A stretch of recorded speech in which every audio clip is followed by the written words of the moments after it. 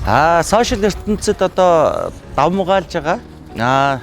Цагдаагийн ерөнхий газраас зохион байгуулж байгаа яарад явахтай аянд одоо батан бас нэгдэж байна. Тэгээд Монголынхаа ард түмэн тээврийн хэрэгсэл жолоож байгаа жолооч нартаа бас хандаж бас 5-3 хэлье гэж одоо энэ аянд бас аяныг дэмжиж бас энэхүү бас ярилцлагын өгөө сууж байгаадаа таатай баяртай байна.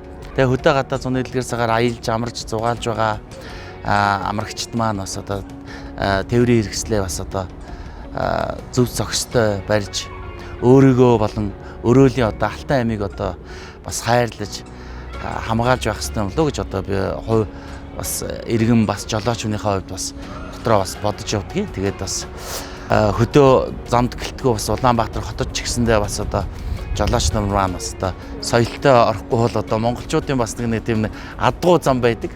Тэгэл одоо жоохон хүлээцтэй зан гаргаад нэгээ урдуур оруулаад явчих юм дээр урдуур нь дайрж ороод тэгэл одоо шүргэлдээл мөргөлдөө тэрнээсээ илүү их хөрөнгө мөнгө цаг хугацаа үрсэн тиймэрхүү зохимжгүй тийм байдлыг одоо манай монголчууд одоо надаар хэлэлтгүй мэдчихэдэг.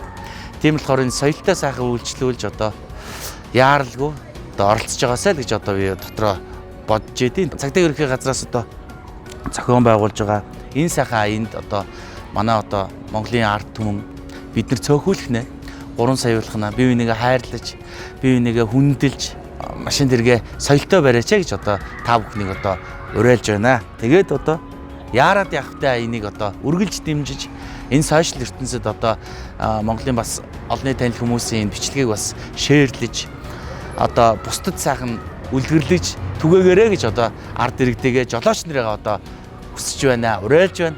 Яарад явахтай. Яарад явах.